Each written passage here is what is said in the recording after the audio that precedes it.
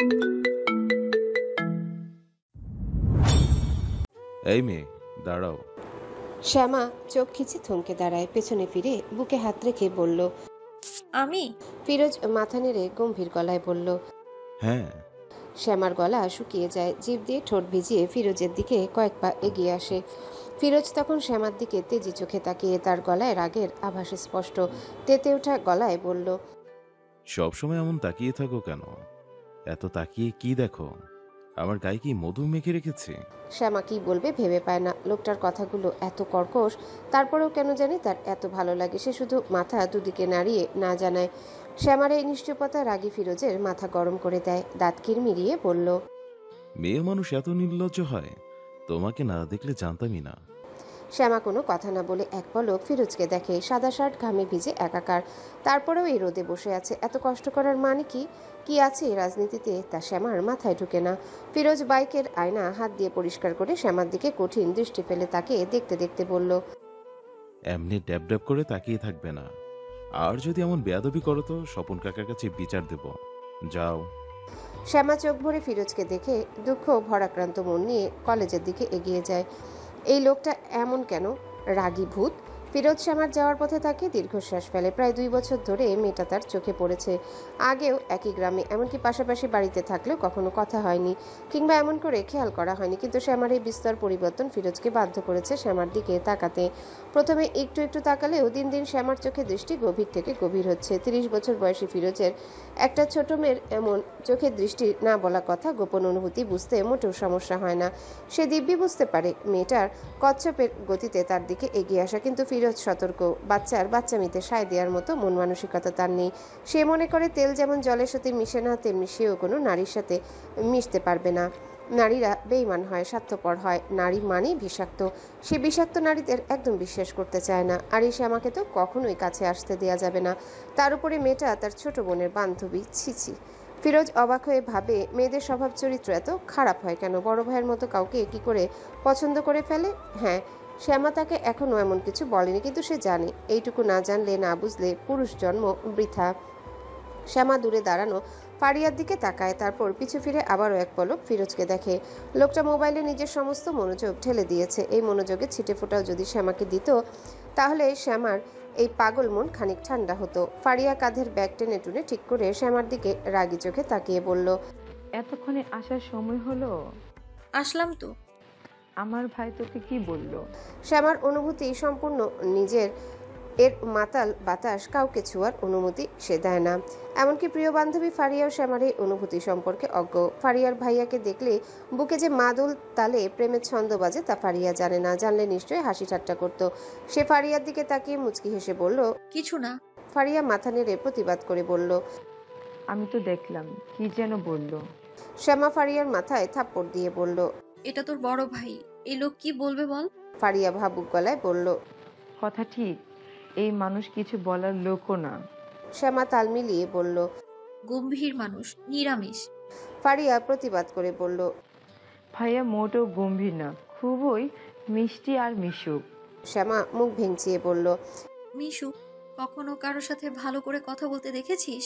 ফারিয়া অন্যমনস্ক হয়। রাস্তার উঁচু নিচু ইটের কণায় পা রাখতে রাখতে বলল। ভাইয়া সবার সাথে ভালো ব্যবহার করে, শুধুমাত্র মেয়েদের ছাড়া। ভাইয়া মেয়েদের প্রচণ্ড ঘৃণা করে। ফিরোজকে জানার জন্য শ্যামা মুখিয়ে থাকে। যে যা বলে সব গোগ্রাসে গিলে। ফারিয়ার কথা শুনে তার জানার আগ্রহ বাড়ে। ফারিয়াকে জিজ্ঞাসা করে। কেন? ফারিয়া এই উত্তর দিতে ইচ্ছুক না, তাই তো কথা ঘুরায়। আস্তে করে এই প্রসঙ্গ পাল্টে বলল। পরীক্ষার আর মাত্র 15 দিন বাকি, সে খবর আছে? শ্যামা বুঝতে পারে ফারিয়া তাকে বলবে না, তাই মন খারাপ করে বলল। হ্যাঁ আছে। ফার্স্ট সেমিস্টার চিন্তার কি আছে? মুরাদনগর আগে গ্রাম হলেও বর্তমানে এটা শহর হয়ে গেছে। চারিপাশে শহরের ছোঁয়ায় রঙিন হয়ে এই গ্রামের চিত্র খানিক পাল্টে গেছে। মোহাম্মদ হকের বড় ছেলের নাম ফিরোজ। মুরাদনগর মার্কেটে ওনার খাবারের হোটেল আছে। মুরাদনগরের কলেজ রাস্তার চৌরাস্তার মোড়ে বাগদাদ হোটেল বেশ জনপ্রিয়। সারাদিন ভিড়ভাট্টা লেগেই থাকে। ফিরোজ ওনার প্রথম পক্ষের সন্তান। যখন প্রথম বউয়ের সাথে ছাড়াছাড়ি হয় তখন ফিরোজের বয়স 3 বছর বয়স। দ্বিতীয় বিয়ে করে এই আশায় যে ছেলে বুঝি মা পাবে, কিন্তু ওনার খাতায় যোগ অঙ্ক মিলে না। বরং জীবন আরও বিষিয়ে যায়। দ্বিতীয় স্ত্রী রোজিনা, তার গর্ভে মোহাম্মদ হকের এক ছেলে ও এক মেয়ের জন্ম হয়। হোটেল থেকে ভালো পয়সা উপার্জন হয়, সচ্ছল পরিবার। কিন্তু ওনার যত চিন্তা সব ফিরোজকে নিয়ে। ছেলেটা বেখেয়ালি, রাগী, গম্ভীর রাজনৈতিক পথে চলে গিয়েছে। বাসায় থাকে কম, নিজের জীবন নিয়ে, ভবিষ্যৎ নিয়ে কোনো ভাবনা নেই। কিন্তু মোহাম্মদ হক চান যে তিনি বেঁচে থাকতে থাকতে ফিরোজের একটা ব্যবস্থা করতে, কিন্তু এই ব্যাপারে ফিরোজের কোনো হেলদোল নেই। যদিও তিনি কয়েকবার এই প্রসঙ্গে কথা তুলেছেন, কিন্তু ফিরোজ হেসে উড়িয়ে দিয়েছে। মোহাম্মদ আলীও ফিরোজের সাথে কঠিন হতে পারেন না। ফিরোজ জন্মানোর পরেই তিনি বাবা হওয়ার স্বাদ পান। এই ছেলেটা তার প্রথম সন্তান। সব আবেগ, অনুভূতি, মায়া ফিরোজকে ঘিরেই বেশি। মাহিন ছেলেটাকে তিনি নতুন মায়ের আদর না দিতে পারলেও নিজের ভালোবাসার কমতি রাখেননি। উনি লক্ষ্য করেছেন যে ফিরোজ সবার সাথে রাগী আর গম্ভীর গলায় কথা বললেও ওনার সাথে অন্যরকম নরম হাসি খুশি। মোহাম্মদ আলী দেয়াল ঘড়ির দিকে তাকায়। রাত 11টা বাজতে চলল, কিন্তু এখনও ফিরোজ বাসায় আসেনি। সবাই ঘুমিয়ে পড়লে উনি ঘুমাননি। উপজেলার সামনে আজকে ঝামেলা হয়েছে। সেখানে প্রধান উপদেষ্টা ছিল ফিরোজ। ছেলেটা কেন বুঝে না রাজনীতি সবার জন্য নয়। রাজনীতি মানে জীবনের রং ভিন্ন, মাঝে মাঝে জীবন শেষও হবার ঝুঁকি থাকে। উনি চান না ফিরোজের জীবনটাও চোখের সামনে এভাবে শেষ হয়ে যাক। আজকে একটা সিদ্ধান্তে পৌঁছাতেই হবে। ফিরোজ রাত 12টা নাগাদ বাড়ি ফেরে কেচি গেট খুলে বাইকটা সিঁড়ির পাশে রেখে ভেতরে ঢুকে তার আব্বাকে সোফায় বসে থাকতে দেখে হেসে পড়ল। আব্বা এখনো ঘুমাননি?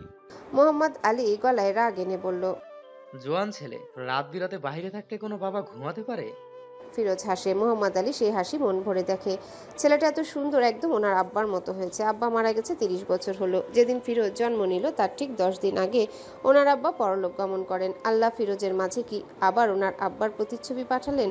না হলে দেখতে এত মিল মনে হয় ফিরোজ না ওনার আব্বা স্বয়ং দাঁড়িয়ে আছে। মাঝে মাঝে ওনার মনে হয় ফিরোজকে একটা তাবিজ কিনে দেওয়া দরকার, কারো নজর লেগে যায় কিনা। পরক্ষণেই নিজের ছেলে মানুষের চিন্তায় নিজেই হাসে।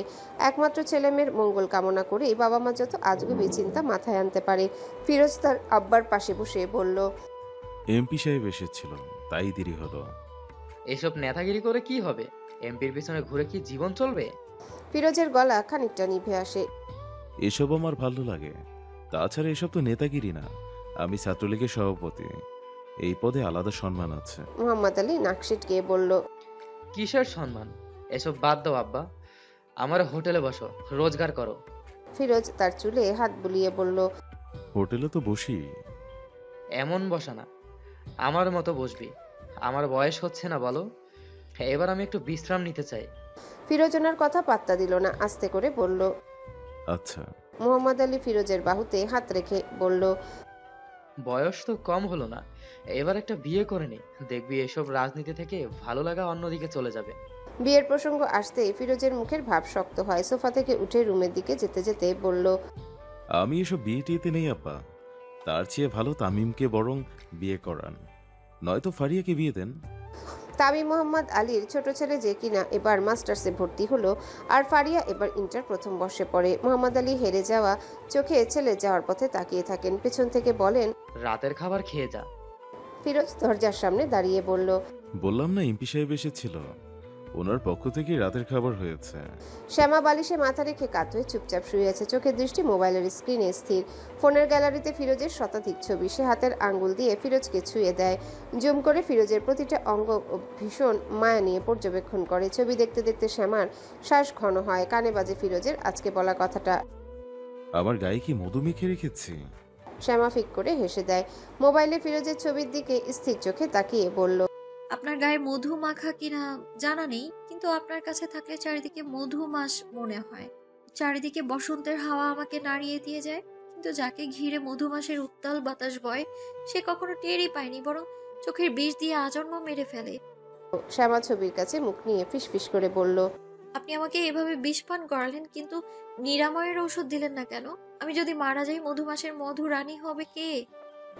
শ্যামা মাথা ঘুরিয়ে উপজেলার আশেপাশে তাকায়। চোখে কাউকে দেখার আজন্ম তৃষ্ণা, কিন্তু তৃষ্ণা তো মিটছে না আশেপাশে যে মধুমাসের রাজা নেই। হঠাৎ করেই শ্যামার ভীষণ মন খারাপ হয়। হু হু করে বুকটা মুচড়ে ওঠে।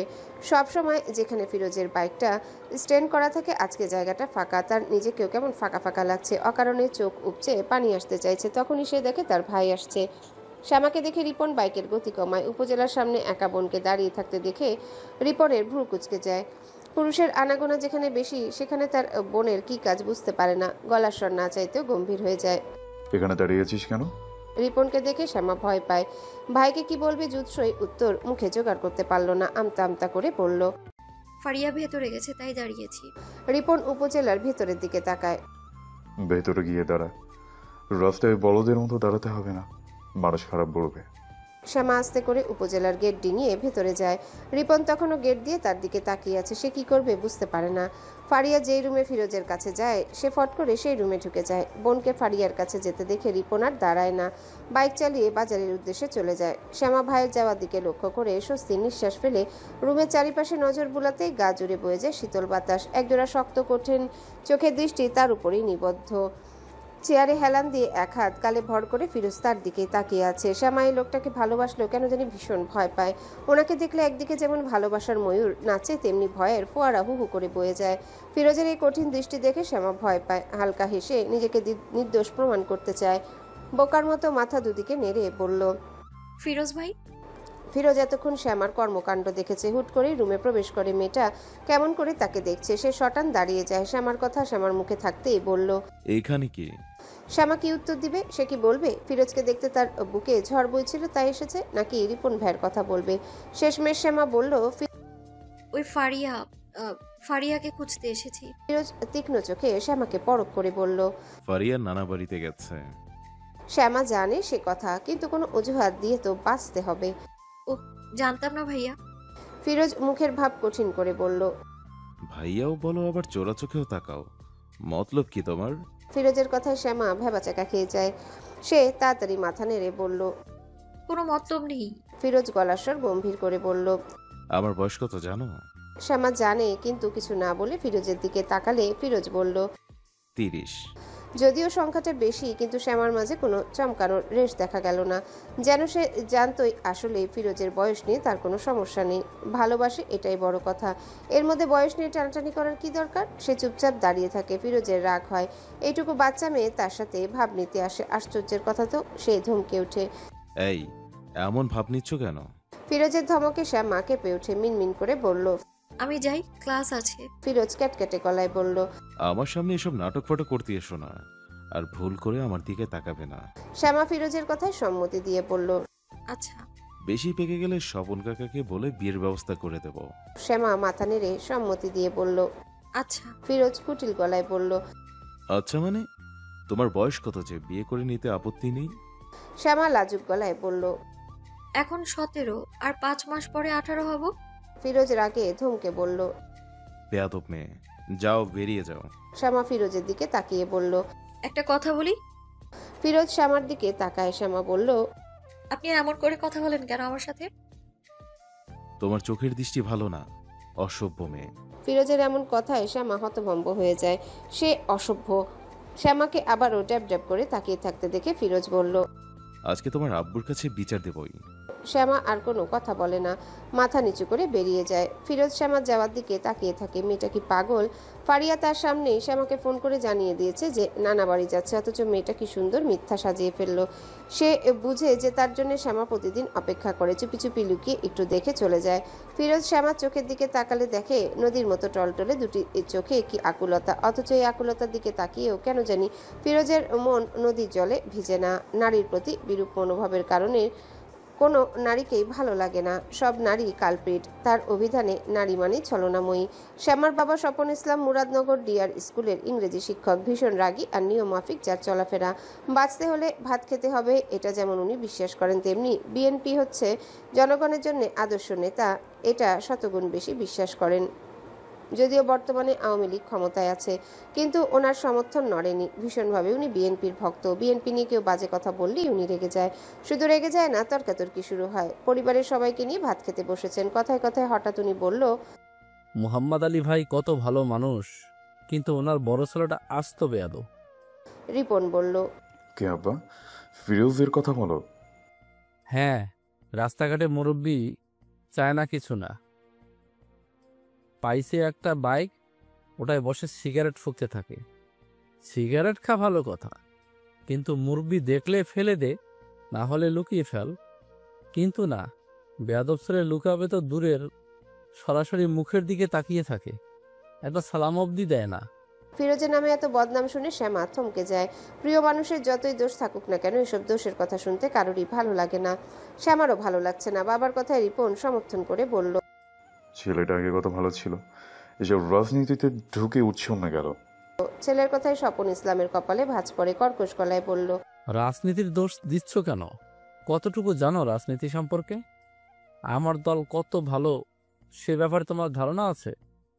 ওই ছেলে খারাপ হয়েছে, খারাপ দলে চলে। এসব উল্টোপাল্টা দল করলে এমন বেয়াদব হবার কথাই। ওনার কথায় সবাই চুপ হয়ে যায়। রিপনের স্ত্রী স্বামীর হাতে চাপ দিয়ে চুপ থাকতে বলে। শ্বশুর মশাই রেগে গেলে সমস্যা। রিপনার কথা বাড়ায় না। এসব রাজনীতি নিয়ে তার কোনো মাথা ব্যথা নেই, কিন্তু ফিরোজের চলাফেরা আসলেই উগ্র। শ্যামার মা ফাতেমা বেগম বলল, পরের কথা নিয়ে ঘরে এত কথার কোনো মানে হয় না। যার ইচ্ছে যে যেভাবেই চলুক, আমরা তো আর মেয়ে বিয়ে দিচ্ছি না। স্বপন ইসলাম মেয়ের দিকে তাকান, তারপর স্ত্রীর দিকে তাকিয়ে বলল, এমন পাত্রে মেয়ে দিতে হলে মেয়েকে ঘরের খুঁটি বানিয়ে রাখবো, তবুও বেয়াদবকে জামাই বানাবো না। শ্যামার বুকে তার আব্বার কথাটা খট করে লাগে। মন খারাপের কালো মেঘে ছেয়ে যায় মনের দেয়াল। বুকের মন টিপটিপ করে জানান দেয় কোনো দিকেই তার রাস্তা নেই। প্রেমিক পুরুষ তো বুঝেই না, তার উপরেই কঠিন ফ্যামিলি। মিলন হবে কিভাবে? রবিবার সকাল 7টায় ফারিয়া আর শ্যামা আইসিটি প্রাইভেট পড়ে। কলেজের শিক্ষকের কাছে পড়ে বিধায় দুই বান্ধবী কলেজ পাড়ায় যাচ্ছে। বাগদাদ হোটেলের সামনে গিয়ে ফারিয়া থামে। শ্যামাকে বলে, কাল রাতেও কিছু খাইনি, এখনো না খেয়ে এসেছি। চল নাস্তা করে যাই। শ্যামা মাত্রই রুটি আর আলু ভাজি খেয়ে এসেছে। তার একদমই খিদে নেই, কিন্তু হোটেলের দিকে তাকিয়ে পেটের খিদা মেটানোর স্বাদ না হলেও হৃদয়ের খাবার ঠিক পেয়ে যায়। কাউন্টারে ফিরোজ হেলান দিয়ে বসে আছে, চোখের দৃষ্টি মোবাইলে নিবদ্ধ। শ্যামা মন ভরে দেখে, ইস, ছেলেটাকে এত ভালো লাগে কেন? ফারিয়া কাছে গিয়ে বলল, আব্বা, আজকে চাঁদ কি দিনেও উঠলো নাকি? বোনের কণ্ঠ শুনে ফিরোজ সামনে তাকায়, মিষ্টি করে হেসে বলল, আপনার আগমনে আমার হোটেল ধন্য আপামনি। কি খাবেন বলুন? ফারিয়া ফিকফিক করে হেসে দেয়। শ্যামার হাত কনুই দ্বারা ধাক্কা দিয়ে বলল, দেখ আমার ভাই কত মিষ্টি করে কথা বলে, তুই খালি খালি সব সময় পাথর বলিস। ফিরোজ এতক্ষণে খেয়াল করে শুধু তার বোন একা না, পাশে শ্যামাও দাঁড়িয়েছে। শুধু দাঁড়িয়ে আছে বললে ভুল হবে, তাকে গোগ্রাসে গিলছে। মেয়েটা এত কথার পরেও এত নির্লজ্জ কিভাবে হয়? সে গলার স্বর গম্ভীর করে বলল, যা গিয়ে বস। ফারিয়া হেলে দুলে একটা খালি টেবিলে গিয়ে বসে। শ্যামার দিকে তাকিয়ে ফিরোজ চোখ পাকিয়ে বলল, রড দিয়ে চোখগুলো তুলে ফেলবো। শ্যামা আস্তে করে বলল, তুলে আপনার মনে লাগিয়েন প্লিজ। শ্যামার কথায় ফিরোজ হতভম্ব হয়ে যায়। মেয়েটা নির্ঘাত আস্ত একটা পাগল, আর তাকেও পাগল বানানোর পায়তারা করছে। হোটেলে আছে বিধায় কথা বাড়ালো না। সে বিড়বিড় করে বলল, অসভ্য। ফিরোজের নরম কণ্ঠ শুনেই কিনা শ্যামার আজকে একটু কম ভয় লাগছে। সাহস করে মাথা নেড়ে সাড়া দেয়। অসভ্য হলে যদি বুড়োর মন গলে তাহলে অসভ্যই সই। রোজিনা বেগম টেবিলে বসে আছে, গলায় জোর লাগিয়ে হাঁক ডাক করে বলল, এই বাড়িতে কি বান্দি করে এনেছে নাকি? সব কাজও করব, আবার খাবার নিয়ে বসেও থাকবো। পেয়েছে কি আমাকে? তামিম ভার্সিটিতে যাবে, রেডি হয়ে নাস্তা সেরে নেয়। মায়ের দিকে তাকিয়ে বলল, আস্তে কথা বলো না আম্মা, ভাইয়া ঘুমাচ্ছে। তামিমের কথা শুনে রোজিনা বেগমের মেজাজ আরও তেতে যায়। ঘুমাবে না কি করবে? মাগনা খানা পেলে না ভেতে তেল দিয়ে ঘুমাতে সমস্যা কি? মায়ের কথা তামিমের পছন্দ হয় না। মুখে বিরক্তির ছোঁয়া ফুটিয়ে বলল, ভাইয়া যা করে সেটাও একটা কাজ, তাছাড়া হোটেলেও তো বসে। হোটেলে বসার দরকার কি? আর তোকেও বলি, এসব মাস্টার্স টাস্টার্স করে কি হবে? তোর আব্বা বেঁচে থাকতে হোটেলটাকে নিজের আয়ত্তে নিয়ে আয়। সারা জীবন আর বাঁচার চিন্তা করতে হবে না। তামিম অবাক হয়ে বলল, হোটেল একা আমার নামে আনবো কেন? ভাইয়াও এর ভাগিদার। উল্টোপাল্টা কথা বলো না তো। রোজিনা বেগম মন খারাপ করে বলল, তোরা আমার নিজের সন্তান, এটা বিশ্বাস করতে কষ্ট হয়। নিজের ভালো মন্দ আর বুঝলি না। আরে সৎ ভাই কখনো আপন হয় না, সুযোগ বুঝে কোপ মারবেই। তাই সময় থাকতেই তো সব নিজের করে নিবি। সৎ ভাই করবে না। তোমার সৎ হতে পারে, কিন্তু আমার রক্তের ভাই। ভাইয়া আমাকে কত ভালোবাসে তুমি জানো? তামিম উঠে যায়। রোজিনা মাথা নেড়ে বিজ্ঞের মতো করে বলল, এগুলো ভালোবাসা না, এগুলো হলো নাটক। সম্পত্তির বোয়াল মাছের কোর ফেরত চাই নিব, দেখিস। তামিম আর কথা বাড়ায় না। মায়ের এই ব্যাপারটাই তার খারাপ লাগে। সেই ছোটবেলা থেকে দেখে আসছে ভাইয়ার প্রতি মায়ের এই অবহেলা। সে যখন বুঝতো তখন দেখতো তার মা ফিরোজকে কারণে অকারণে মারে। এরপর ফিরোজ পাল্টে গেল, নিজেকে গুটিয়ে নিল নিজের দুনিয়ায়। কিন্তু রোজিনা বেগম পাল্টায়নি। উনি সারাক্ষণ ঘ্যান ঘ্যান করতেই থাকে। ফিরোজ যতক্ষণ বাসায় থাকে ওনার কথা বলার মাত্রা বেড়ে যায়। সারাক্ষণ খুঁচিয়ে খুঁচিয়ে কথা বলে। ফিরোজ বিছানায় শুয়ে চুপচাপ সিলিংয়ের দিকে তাকিয়ে আছে। রোজিনা বেগমের চিৎকার চেঁচেমেচির কারণে ঘুম ভেঙে গেছে, আর এটা প্রতিদিনই হয়। রোজিনা বেগমের প্রত্যেকটা কথা কর্ণগোচর হয়েছে। ছোটবেলায় এসব কথা শুনলে মন খারাপ হতো, চুপচাপ কান্না করতো। তারপর শুনতে শুনতে অভ্যাস হয়ে গেছে। মাঝে মাঝে তার খুব অভিমান হয়, যদি তার মায়ের এত কাহিনী করার ছিল তাহলে জন্মের সময় সে মারা গেলেই পারত। মা ছাড়া একটা বাচ্চার জীবন যে কতটা দুর্বিষহ সেটা নিজে উপলব্ধি করা ছাড়া কেউ কখনোই বুঝবে না। রোজিনা বেগম তাকে কম কষ্ট দেয়নি। আগের পুরনো কথা মনে হলে ফিরোজ ঠিক থাকতে পারবে না। তার রূপ ব্যবহার সবই পাল্টে যাবে। সে তো কবেই বাড়ি ছেড়ে চলে যেত, কিন্তু একজনের জন্যই যেতে পারছে না।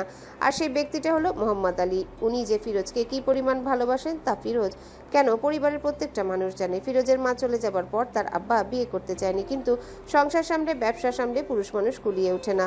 যতই হোক নারীর মতো করে সংসার সামলানো কি সোজা কথা? তাছাড়া ফিরোজ ছোট, তার যত্ন নিতে হয়। সবাই পরামর্শ দেয় বিয়ে করার জন্য। অনেক ভেবেচিন্তে উনি রোজিনাকে বিয়ে করে। বিয়ের প্রথম কয়েকদিন ফিরোজকে আদর যত্ন করলেও আস্তে আস্তে পাল্টে যায়। সৎ ছেলে আপন হয় না ভেবে ফিরোজকে কষ্ট দিতে থাকে। তখন মোহাম্মদ আলী ফিরোজকে আগলে নেয়, পরম মমতায় বুকে নিয়ে রেখেছেন। ফিরোজ তার আব্বাকে ভীষণ ভালোবাসে। ফিরোজ চোখ বন্ধ করে থাকে, তখন ফারিয়া আসে, মিহি গলায় ডাকে, ভাইয়া। ফিরোজ চোখ খুলে তাকায়। টেনশনের কারণেই কিনা চোখ দুটো লাল হয়ে আছে। আলগোছে বিছানায় উঠে বসে বোনের দিকে তাকিয়ে হাসি মুখে কথা বলতে গেলেও থেমে যায়। দরজায় বিড়াল ছানার মতো আরেকজন দাঁড়িয়ে আছে, চোখে মুখে নদীর মতো ঢেউ। তার বোনের উপর খুব রাগ হলো। আরেকজনকে নিয়ে সাত সকালে কেউ ভাইয়ের ঘরে আসে? মেয়েটা বড়ই হয়েছে, আক্কেল হয়নি। ফিরোজের গলার স্বর গম্ভীর হয়ে যায়। কি চাই? ফারিয়া শ্যামার হাত ধরে টেনে ভেতরে আনে, ফিসফিস করে বলল, আমার ভাই মানে তোর ভাই, এত ভয় পেতে হয়? শ্যামা থমকে যায়। লজ্জা চোখে ফিরোজকে দেখে। কালো ট্রাউজার পরে খালি গায়ে বসে আছে, দুধে আলতা গায়ে কালো পশমগুলো নিবিড়ভাবে লেপ্টে আছে। ইস, কি সুন্দর মানুষটা! ফিরোজকে আগে কখনো সে খালি গায়ে দেখেনি। নিপুণভাবে পশম জড়িয়ে আছে। শ্যামার হাত নিষ্পিস করে ওঠে, একটু ছুঁয়ে দেখতে লোভ হয়। নিজের এমন বেসামাল ইচ্ছায় সে নিজেই লজ্জা পায়। আজকাল ফিরোজকে দেখলে মনের ভেতর যে উত্তাল ঝড় বয়, তা যদি ফিরোজ জানতো তাহলে কি হতো? নির্ঘাত আব্বার কাছে বিচার দিত। শ্যামা ফারিয়ার কথায় মনে মনে হাসে আর বলে, ওরে ফারুরে, তোর ভাই যে আমার কোন লেভেলের ভাই লাগে তা যদি জানতি তাহলে আর টেনে ঘরে ডাকতি না।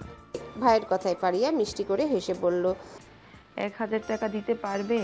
ফিরোজ তীক্ষ্ণ চোখে শ্যামাকে দেখছে। শ্যামার চোখের দৃষ্টি তার বুকে, সে হকচকিয়ে যায়। এত নির্লজ্জ মেয়ে হয়? শ্যামার চোখের দৃষ্টি অনুসরণ করে খাটের পাশের চেয়ার থেকে তোয়াল টেনে গায়ে জড়িয়ে নেয়। মেয়ের মাথায় নির্ঘাত সমস্যা আছে। টাকা কেন? ফারিয়া মাথা দুলিয়ে বাচ্চাদের মতো বলল, সব ফ্রেন্ডরা মিলে একটু খাওয়ার আয়োজন করব। ফারিয়া অতি উৎসাহের সহিত বলল, অবশ্যই, তোমাকে অগ্রিম দাওয়াত, কালকে দুপুরেই।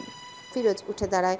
লম্বা চওড়া পেটানো শরীরে সাদা তোয়ালেটা জড়ানো তাকে দেখতে খুবই আদুরে লাগছে। শ্যামার ইচ্ছে করছে তোয়ালেটার ভিতরে ঢুকে যেতে।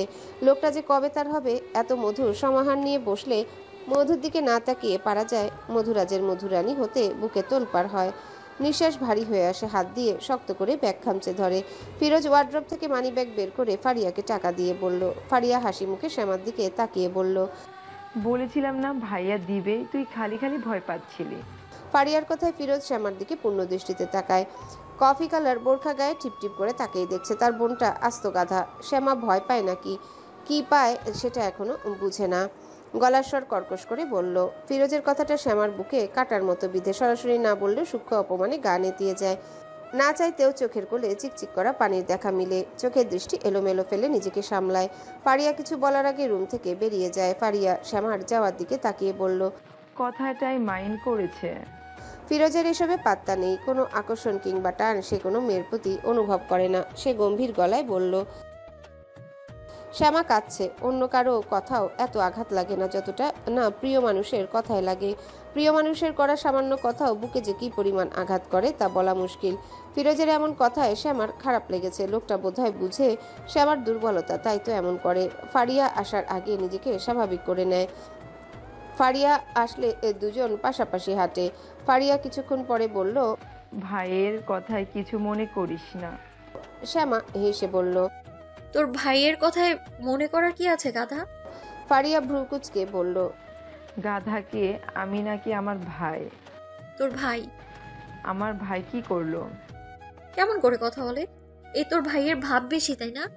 শ্যামার কথায় ফারিয়া খিলখিল করে হাসে। আমার ভাই দেখতে ঠিক রাজকুমারের মতো তো, আমার ভাইয়ের ভাব হবে না, ভাব কার হবে শুনি? হিরো আলমের?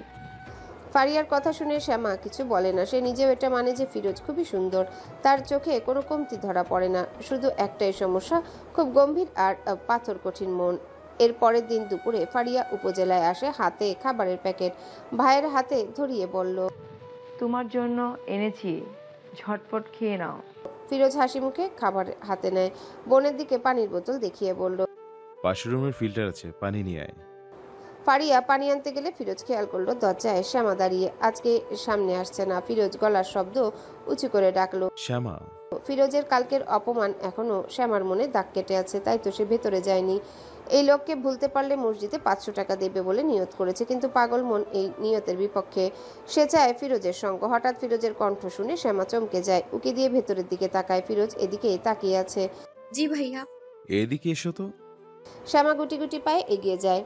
আজকে না চাইতো মুখের ভাব গম্ভীর। ফিরোজের সামনে গিয়ে দাঁড়ায়। ফিরোজ বলল, খাবারে তাবিজ টাবিজের পানি মিশিয়ে দিয়েছো নাকি? শ্যামা অবাক হয়ে ফিরোজের দিকে তাকায়। এইসব করব কেন? তুমি ভালো জানো। আপনাকে তাবিজ করে বসে আনতে হবে নাকি? মতলব কি বোঝা যায়? শ্যামা এতটাও ফেলনা না যে তাবিজ করে। ফিরোজ কঠিন চোখে তাকিয়ে বলল, কি? বাকি কথাটা শেষ করো। আপনি বেশি বোঝেন। তুমি চূড়ান্ত পর্যায়ের খারাপ মেয়ে। শ্যামা অপলক ফিরোজকে দেখে বলল। আমি খারাপ? ফিরোজ নিচু গলায় বলল, ভালো মেয়েরা ছেলেদের খালি বুকের দিকে তাকায় না। ছেলেরা মেয়েদের সামনে এমন বুক দেখিয়ে রাখলে তাকাবেই। এমন মানে? শ্যামা লাজুক হেসে বলল, সুন্দর, আদরে, মধুর মতো। ফিরোজ হতভম্ব হয়ে তাকিয়ে থাকে। এটা মেয়ে নাকি অন্য কিছু? এর সব লজ্জা কি গোমতী নদীতে ভাসিয়ে দিয়েছে? শ্যামার মা ফাতেমা বেগম রাতে শ্যামাকে খাইয়ে দিচ্ছে। মেয়েটার পরীক্ষার আর মাত্র 3 দিন বাকি। সারা বছর টই টই ঘুরে পরীক্ষার আগে পুরো বই পানি দিয়ে গিলে ফেলার বৃথা চেষ্টা করছে। মেয়েটা পড়ায় এতই ব্যস্ত যে রাতের খাবারও নাকি খাবে না। অগত্যা ফাতেমা বেগমই খাবার নিয়ে শ্যামার রুমে আসে। শ্যামা বিড়বিড় করে পা নাড়িয়ে পড়ছে আর ফাঁকে ফাঁকে খাবার মুখে নিচ্ছে। ফাতেমা বেগম মেয়ের দিকে পূর্ণ দৃষ্টিতে তাকায়। শ্যামার যেন হঠাৎ করে গায়ে গতরে কেমন ভরাট ভাব এসে গেছে। অতিরিক্ত ফর্সা না হলেও উজ্জ্বল শ্যামলা শ্যামা যে কারো নজর কাটতে সক্ষম। বড় চোখ দুটো দিয়ে যখন চারিদিকে মায়া মায়া চোখে তাকায় তখন যে কি মিষ্টি লাগে। মেয়েটার জন্য ইদানিং খুব বেশি সম্বন্ধ আসছে। ফাতেমা বেগম ওনার স্বামীকে বলেছেন চুপিসারে পাত্রের খোঁজ খবর নিতে। সবসময় ভালো ঘর থেকে সম্বন্ধ আসে না। তাছাড়া মেয়েদের এই বয়সে বেশি উজ্জ্বল লাগে, তাই এই সময় বিয়ে দিয়ে দেওয়াই ভালো। আজকালকার মেয়ে তো বলা যায় না কখন কি করে ফেলে। এমনিতেই এখনো শ্যামার এমন কিছু চোখে পড়েনি। শ্যামা পড়ার ফাঁকে মায়ের দিকে তাকায়। তার আম্মাকে একদৃষ্টিতে তাকিয়ে থাকতে দেখে বলল, কি দেখো মা? ফাতেমা বেগম বলল, কিছু না, কলেজে যাওয়ার সময় এখন থেকে নিকাব লাগিয়ে যাবি। শ্যামা অবাক হয়ে বলল, কেন? ফাতেমা বেগম মিষ্টি করে হাসেন। মানুষের নজর খারাপ জিনিস। শ্যামা হেসে ফেলে। তোমার মেয়ে কি এতই রূপবতী যে নজর লাগবে? ফাতেমা বেগম থুতু দিয়ে বলল, তো কি, ধবধবা সাদা হলেই সে সুন্দর হয় না। সুন্দর হওয়ার জন্য মায়াবী একটা মুখ থাকলেই যথেষ্ট। শ্যামা হাসে। সে নিজেও জানে সে সুন্দর, সবার নজর কাটতে সক্ষম, কিন্তু সেই সৌন্দর্যের কোনো ফায়দা লুটতে পারছে না। ফিরোজের যেন শ্যামার সৌন্দর্য ভালো লাগার দৃষ্টি কিছুই চোখে পড়ছে না। এত অবহেলা কেন তার প্রতি? শ্যামা ভাবে ফিরোজ কি তাকেই এমন অবজ্ঞা করে নাকি সব মেয়েদেরই? আচ্ছা, ফিরোজের কোনো গার্লফ্রেন্ড আছে? শ্যামার মাথায় নতুন পোকা কিলবিল করে ওঠে। যদি ফিরোজের প্রেমিকা থাকে তো? শ্যামার নরম মন এই ব্যাপারটা মানতে পারে না। নিজের আন্দাজের উপর ভিত্তি করে কোনো রকম সত্যতা যাচাই না করে অবুঝ বালিকার চোখ ভরে পানি আসে। ব্যাকুল যন্ত্রণায় ছটফটিয়ে উঠে হৃদয়। মোবাইল হাতে নিয়ে ফিরোজের ফেসবুক প্রোফাইলে ঢুকে মাথার কাছে সবুজ বাতিটা জলজল লক্ষ্য করে বুক ভর্তি সাহস নিয়ে সে মেসেজ করলো, ফিরোজ ভাই। ফিরোজ তখন বাইকে। মেসেজের শব্দে পায়ের সাথে লাগোয়া মোবাইল ভাইব্রেট করে উঠে। সে পাত্তা দেয় না। এমন কত শত মেসেজ প্রতিদিন আসে, বেশিরভাগ আসে মেয়েদের। মেয়েরা যেন তাকে চুম্বকের মতো আকর্ষণ করতে চায়, কিন্তু সে বিকর্ষণ করে। মেয়েদের জাতটাই খারাপ। ছেলে দেখলে এদের মাথা ঠিক থাকে না। বাসায় এসে হাত মুখ ধুয়ে রাতের খাবার খেতে টেবিলে যায়। ঘড়িতে রাত 12টা বাজতে চললো। সবাই এতক্ষণই ঘুমিয়ে গেছে। ফিরোজের হঠাৎ কেমন একা একা লাগছে। সারা বেলা একাকি কাটানো মনটা কারো সঙ্গ চাইছে। আচ্ছা, ওই মহিলাটা যদি আজকে থাকতো তাহলে কি ছেলে না ফিরার আগেই ঘুমিয়ে পড়তে পারতো? কখনোই না। সে জেগে থাকতো, তার অপেক্ষায় বসে থাকতো। খুব বেশি দেরি হলে ফোন দিয়ে নিজের উৎকণ্ঠা জানাতো। কিন্তু ওই মহিলাটা ঠিক ফিরোজের মা ছিল না। উনি পথভ্রষ্ট এক নারী ছিল, যার নেশা ছিল অন্য পুরুষ। চুপচাপ খাবার খেয়ে বাকি খাবার ফ্রিজে রেখে আসে। বিছানায় শুয়ে চোখ বন্ধ করে শুয়ে পড়ে। কি মনে করে আবারও মোবাইলটা হাতে নেয়। শ্যামার মেসেজ দেখে ভ্রু কুচকে যায়। এই প্রথম শ্যামা তাকে মেসেজ পাঠিয়েছে। মেয়েটার সাহস দিনকে দিন বেড়েই যাচ্ছে। আজকাল ফিরোজ ইচ্ছে করে শ্যামাকে দেখা দেয় না। শ্যামার আসার সময় হলে ফিরোজ আড়ালে চলে যায়। মেয়েটা কিন্তু ঠিক অপেক্ষা করে চঞ্চল চোখে আশেপাশে তাকিয়ে। তাকে খুঁজে কিন্তু ফিরোজ সামনে আসে না। আচ্ছা, সে কি শ্যামার নদীর মতো শান্ত চোখে তাকানো ভয় পায়? যদি ভয়ই না পায় তাহলে এত লুকোচুরি কেন? কেনই বা মেয়েটার সামনে যেতে ইচ্ছা করে না? মোবাইলের স্ক্রিনে হাত চালিয়ে লিখল। কি? কঠিন মনের মানুষের থেকে মেসেজের উত্তর পাওয়া শ্যামার কল্পনার বাহিরে ছিল। সে ভেবেছিল ফিরোজ ভুলেও উত্তর দেবে না, কিন্তু তার ভাবনাকে বুড়ো আঙ্গুল দেখে ফিরোজ পাল্টা মেসেজ করেছে। কাপা কাপা হাতে বালিশের পাশ থেকে ফোনটা হাতে তুলে নেয়। ভালো আছেন? কিছুক্ষণ পরে জবাব এলো। ভালো। শ্যামা সাহস করে বলল। আপনাকে ইদানিং দেখি না কেন? ফিরোজের মুখের ভাব কঠিন হয়ে যায়। বাচ্চা একটা মেয়ে তাকে প্রশ্ন করে, কৈফিয়ত চায়, এত স্পর্ধা। আমাকে দেখা কি জরুরি? এমনিতেই। শ্যামা, বেশি বাড়াবাড়ি আমি পছন্দ করি না। শ্যামা কিছুক্ষণ পরে লিখল। একটা কথা জিজ্ঞেস করি? ফিরোজ যেন খসখসে গলায় হুঙ্কার দিয়ে লিখল। না, আর একটাও যদি মেসেজ করো চটকানা দিয়ে গাল লাল করে ফেলবো। শ্যামার ভীষণ অভিমান হয়। এক গ্রামে থেকেও কতদিন ধরে দেখা হয় না, কথা হয় না। আজকে সামান্য মেসেজ করাতে এভাবে কথা বলতে পারছে। তাকে থাপ্পড়ের ভয় দেখায়। গাল ফুলিয়ে লিখল। আপনি এত খারাপ বদলোক। তাতে তোমার কি? এই খারাপকে দেখার জন্য তো রাস্তায় দাঁড়িয়ে থাকো। বাজে মেয়ে। তোমার বড় বড় কথা বলা বাপ জানে এসব? নাকি আমি বলবো তার মেয়ের উন্নতির কথা? ফালতু মেয়ে। শ্যামা কিছুক্ষণ মেসেজটার দিকে তাকিয়ে থাকে। বুকটা টনটন করে, কান্না আসে। সে আসলে বাজে। ফিরোজকে এত জ্বালায় যে সে বাজে, ফালতু, অসভ্য সবকিছুতে উপাধি দিয়েছে। হাত চালিয়ে লিখল। একদিন বুঝবেন এই বাজে মেয়েটা কি। ফিরোজের রাগ হয়। মেয়েটা আকার ইঙ্গিতে কিসের দিক নির্দেশন করে তা অতি বুদ্ধিমান ফিরোজের, বুঝতে অসুবিধা হয় না। রাগের তোপে মেসেঞ্জারে শ্যামাকে ব্লক করে রাখে। শ্যামার সামনে পরীক্ষা, কিন্তু এই লোক তাকে ব্লক করার সাহস কই পায়? একটু রিল্যাক্স মুডে পড়বে তা না, ফিরোজের চিন্তা মাথা জেকে বসেছে। ভোর সকালে সে ফারিয়াদের বাড়িতে যায়। ফারিয়াকে রেডি হওয়ার জন্য তারা দিয়ে সে বেরিয়ে আসে। বারান্দা দিয়ে তাকে দেখে ফিরোজ বেরিয়ে যাচ্ছে। শ্যামা দৌড়ে সামনে যায়। কতদিন ধরে দেখে না। মোবাইলে ছবি দেখে আজকাল তৃষ্ণা মেটে না। এই লোকটা এত খারাপ, সহজে ধরা দিতে চায় না। শ্যামাকে দৌড়ে আসতে দেখে ফিরোজ দাঁড়ায়, বিষ ভরা চোখে তাকিয়ে বলল। পেছনে পেছনে দৌড়াচ্ছ কেন? শ্যামা কাছে এসে দাঁড়ায়। এই লোকটা নির্ঘাত কোনো জাদুটোনা জানে না। জানলে কাছে আসলেই কেন বুক কাঁপবে, শরীরে শিরশিরে অনুভূতির জোয়ার বয়ে যাবে কেন? সে আস্তে করে বলল। আমাকে ব্লক করেছেন কেন? ফিরোজ পকেটে 2 হাত দিয়ে দাঁড়ায়। শান্ত চোখে শ্যামাকে পর্যবেক্ষণ করে বলল। তাতে কি হয়েছে? আমার ফেসবুক, আমার মেসেঞ্জার, আর ইচ্ছা আমি যাকে মন চায় তাকে ব্লক করতে পারি। শ্যামা ক্লান্ত চোখে তাকিয়ে আছে। আমি একটা জরুরি কথা বলতেই নক করেছিলাম। কি কথা? শ্যামা কাচুমুচু করে ফিরোজের দিকে তাকায়। গলার স্বর নমনীয় করে বলল। আপনার প্রেমিকা আছে? সত্যি করে বলবেন। ফিরোজ শ্যামার দিকে তাকিয়ে বলল। 30 বছরের একটা ছেলে সিঙ্গেল থাকবে না, এটা বাচ্চারাও বোঝার কথা। শ্যামার পৃথিবী দুলে উঠে, চোখ ভরে পানি আসে। বিচলিত কণ্ঠে বলল। মানে? শ্যামার অবস্থা দেখে ফিরোজের হাসি পায়, কিন্তু গলার স্বর রুক্ষ করে বলল। আমার গার্লফ্রেন্ড আছে, 7 বছরের সম্পর্ক। ছোট বোন হিসেবে তোমাকে বললাম, কাউকে বলো না, কেমন? শ্যামার দম বন্ধ হয়ে আসে। বুকে কেউ হাতুড়ি দিয়ে পিটিয়ে যায়।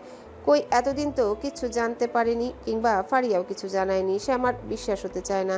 বেহায়া চোখ যেন ফিরোজের সামনে পানি ঝরানোর প্রতিজ্ঞাবদ্ধ। শ্যামা ছটফট চোখে এদিক ওদিক তাকায়। হাত দিয়ে শক্ত করে জামা আঁকড়ে ধরে বলল। তাই নাকি? বিয়ে কবে করছেন? ফিরোজ সন্ধানী চোখে শ্যামাকে দেখে বলল। কিছুদিন পরেই। শ্যামা হাসার চেষ্টা করে বলল। আচ্ছা। কি আচ্ছা? শ্যামা কথা বলতে পারছে না, গলায় কান্নারা দলা পাকিয়ে আছে। মাথা নেড়ে বলল। কিছু না। শ্যামা ধীর পায়ে চলে যাচ্ছে। তার যাওয়ার পানে ফিরোজ তাকিয়ে আছে। হঠাৎ শ্যামা পেছনে ফিরে বলল। সবগুলো কথা মিথ্যে ছিল, তাই না? ফিরোজ কিছু বলে না। শ্যামা আস্তে করে বলল। আমাকে কষ্ট দেওয়ার জন্যই এসব বলেছেন, তাই না ফিরোজ ভাই? ফিরোজ মাথা নেড়ে না জানায় মুখে বলল। বিয়ের দাওয়াত পেলেই বুঝবে সত্যি না মিথ্যা। শ্যামাকে আর কিছু বলার সুযোগ না দিয়ে সে বাইকে বসে বাইক স্টার্ট দেয়। সাই সাই করে শ্যামাকে পেছনে রেখে সে সামনে এগিয়ে যায়। দুঃখ ভরাক্রান্ত মন নিয়ে শ্যামা বাড়ির দিকে ছুটে। আজকে সে কলেজে যাবে না। বিষাদ মন ছেয়ে আছে। এত কষ্ট নিয়ে লেখাপড়া করা যাবে না। শ্যামা আর ভুল করেও ফিরোজদের বাড়ি এলো না। আন্না জোর করে ফিরোজের দিকে তাকালো কিংবা কথা বলার চেষ্টা করলো। উদাসী মন নিয়ে সবগুলো পরীক্ষা দিয়ে শেষ করলো। যদিও একটা পরীক্ষাও ভালো হয়নি। সারাক্ষণ ফুলো ফুলো চোখ নিয়ে ঘুরে বেড়ালো। সপ্তাহখানেকের মধ্যে গায়ে ভীষণ জ্বর নিয়ে বিছানায় শুয়ে পড়লো।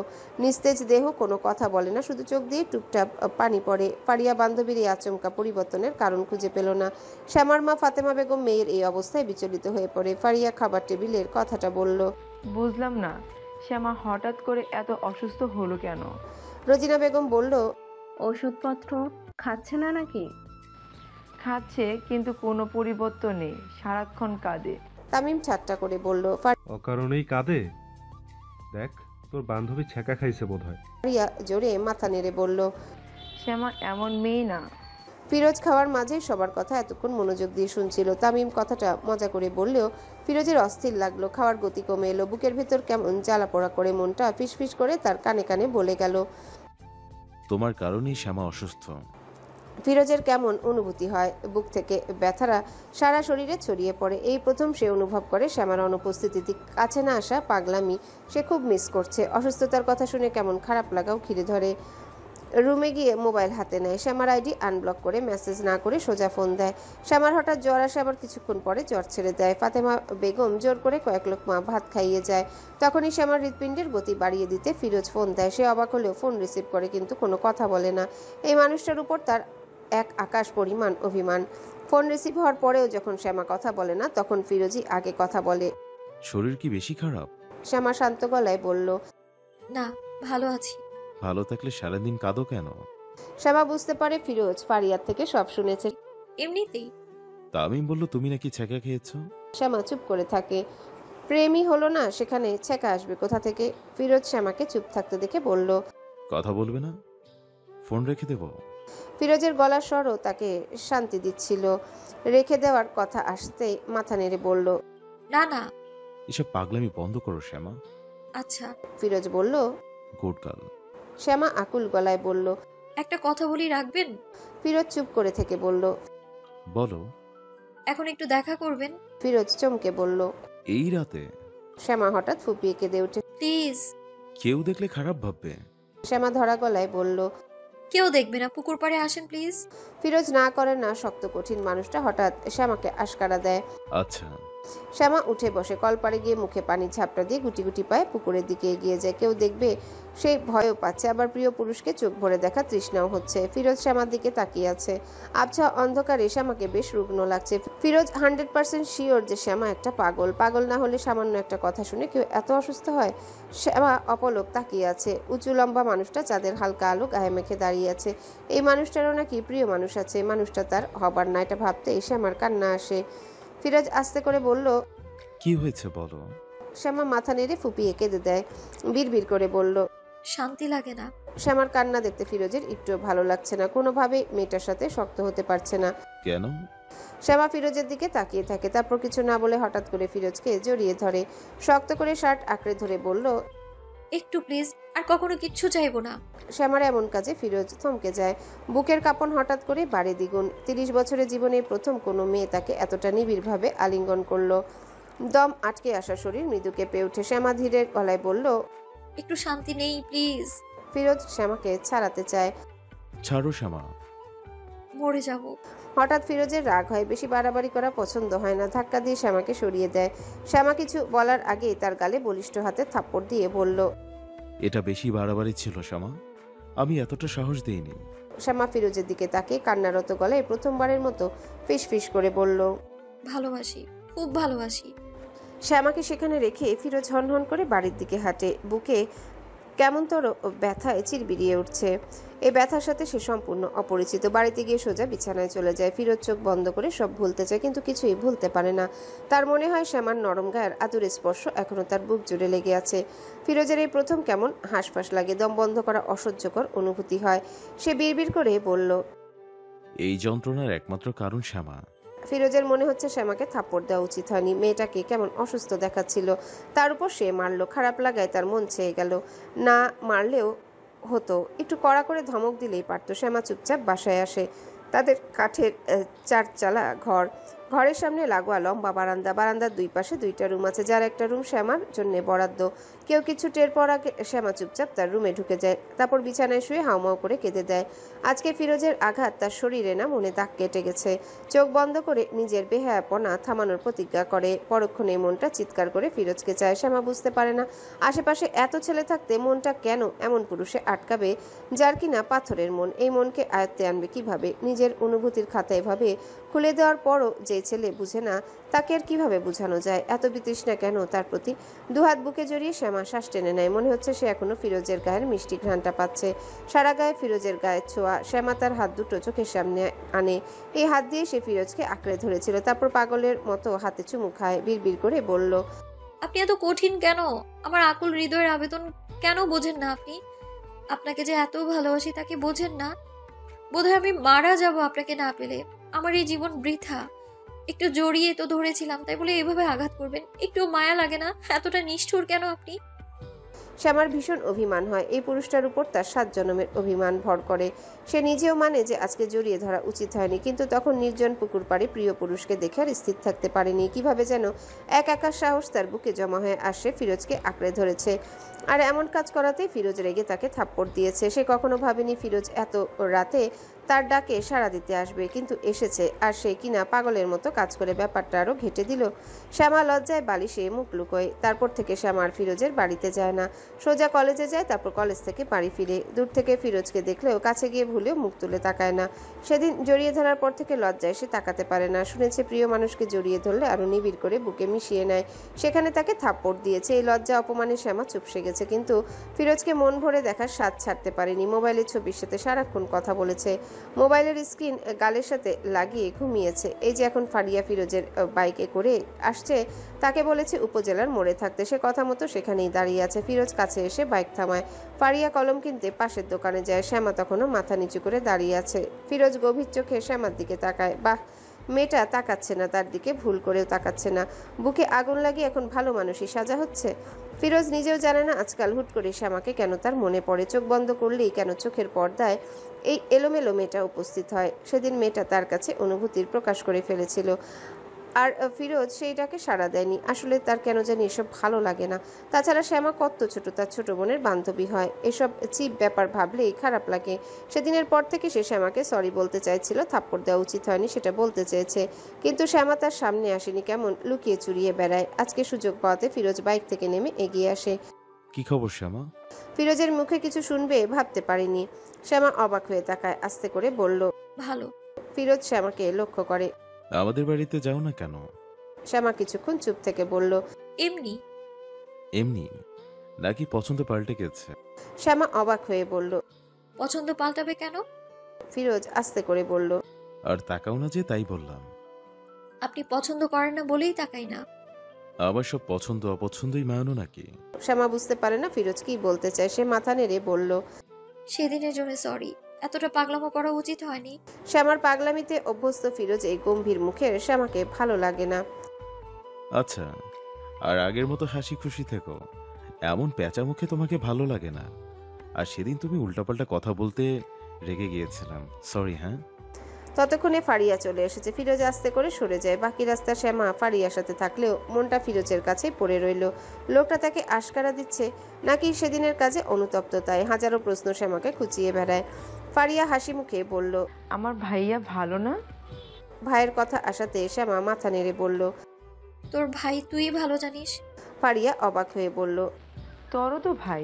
শ্যামা ঘোর প্রতিবাদ করে বলল, আমার ভাই না। ফারিয়া অবাক হয়ে বলল, তোর কি? শ্যামা মুখ সামলে নেয়, ছটপট বলল, আপন ভাই নাকি? উনি তো আমার চাচাতো ভাই। ফারিয়া হেসে বলল, ওই একই হলো, ভাইয়ার বিয়েতে আমি আর তুই সেম ড্রেস পরবো। শ্যামা মনে মনে বলল, যদি তোর ভাইয়ের বিয়েতে বউ হতে না পারি, তোর ভাইকে কেটে গোমতী নদীতে ভাসিয়ে দেব আমি। হ্যাঁ। ফারিয়া তার ভাইকে অনেক ভালোবাসে। বান্ধবীর মনের কথা জানতে পারলে তখনই কান্নাকাটি করে এলাকা ভরিয়ে ফেলতো। শ্যামাদের বাড়ির পাশে মুনিয়াদের বাড়ি। মুনিয়া এবার মাস্টার্স করছে, সে তামিমের সমবয়সী। সেই সূত্র ধরে তামিমদের বাড়িতে আসা যাওয়া। শ্যামা অনেকদিন ধরেই লক্ষ্য করছে মুনিয়া ফিরোজের আশেপাশে ঘুরে দৃষ্টি আকর্ষণ করার চেষ্টা করে, কিন্তু ফিরোজ তাকে পাত্তাই দেয় না। এই মুনিয়া টুনিয়াকে তো আরো আগেই দেবে না, এই ব্যাপারটা নিয়ে সে আর মাথা ঘামায়নি। অনেকদিন পরে আজকে শ্যামা ফারিয়ার কাছে তার বাড়িতে যায়। বাহিরে ঝিরিঝিরি বৃষ্টি হচ্ছে। ফারিয়ার মা রোজিনা বেগম জানায় সবাই ফিরোজের রুমে। গুটি গুটি পায়ে সেও ফিরোজের রুমের দিকে এগিয়ে যায়, কিন্তু ভেতরের দৃশ্য দেখে সামনের সব দৃশ্য স্বপ্ন মনে হয়। ফিরোজ আর মুনিয়া এক পাশে, আর তামিম আর ফারিয়া এক পাশে বসে লুডো খেলছে। ফিরোজের মুখের হাসি শ্যামার নজর এড়ায় না। তার উপস্থিতি টের পেয়ে সবাই তার দিকে তাকায়। ফারিয়া পাশে জায়গা করে বলল, এখানে বস। শ্যামা তখনও ফিরোজের দিকে তাকিয়ে আছে। ফিরোজ শক্ত চোখে শ্যামাকে দেখছে। সে চুপচাপ গিয়ে শ্যামার কাছে বসে। কারণে অকারণে মুনিয়া ফিরোজকে ছুঁয়ে দিচ্ছে। শ্যামা অবাক হয়ে লক্ষ্য করলো ফিরোজ বাধা দিচ্ছে না, অথচ সেদিন সে একটু জড়িয়ে ধরাতে কি রাগ। শ্যামা শটান উঠে দাঁড়ায়। প্রিয় পুরুষকে আরেক মেয়ের পাশে দেখতে ভালো লাগছে না। নিজের বুকে জ্বালা পোড়া লুকিয়ে ফারিয়াকে বলে বাড়ি চলে আসে। ফিরোজের উপর রাগ হচ্ছে ভীষণ, তাকে অসভ্য বলা। এবার দেখবে শ্যামা কি। শ্যামা চলে যাওয়ার পরে ফিরোজ মুনিয়াকে বলল, গায়ে হাত দিও না মুনিয়া, দূরে থেকো। সরাসরি এভাবে বলাতে মুনিয়া লজ্জিত হয়।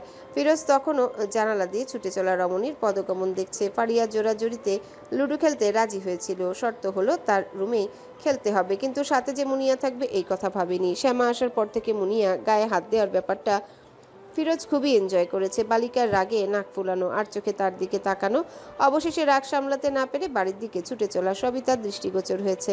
আজকাল শ্যামার পাগলামি ভালোই লাগে। তখন রাত, নিঝুম অন্ধকারে ঝিঝি পোকা ডাকছে অবিরত। ফিরোজ মোবাইল হাতে নিয়ে শ্যামাকে মেসেজ করে। কি ব্যাপার, তখন চলে গেলে যে? সাথে সাথে মেসেজ সিন হয়। আপনার ছোঁয়াছুঁয়ি শেষ, লুডো খেলা শেষ? ফিরোজ মুচকি হাসে। হ্যাঁ। শ্যামা রাগ সামলে ছোট করে বলল, ভালো। ফিরোজ মেয়েটার রাগের উত্তাপ টের পায়। তুমিও কি ছোঁয়াছুঁই করতে চাও? না। তোমার বাড়ির সামনে দাঁড়িয়ে মশাদের ছোঁয়া নিচ্ছি, তুমি ছুতে চাইলেও আসতে পারো। মশাদের থেকে তোমাকে একটু ভাগ দিতেই পারি। শ্যামা বিছানা থেকে শটান দাঁড়িয়ে যায়। ফিরোজ এসেছে আর সে যাবে না, তা কি করে হয়?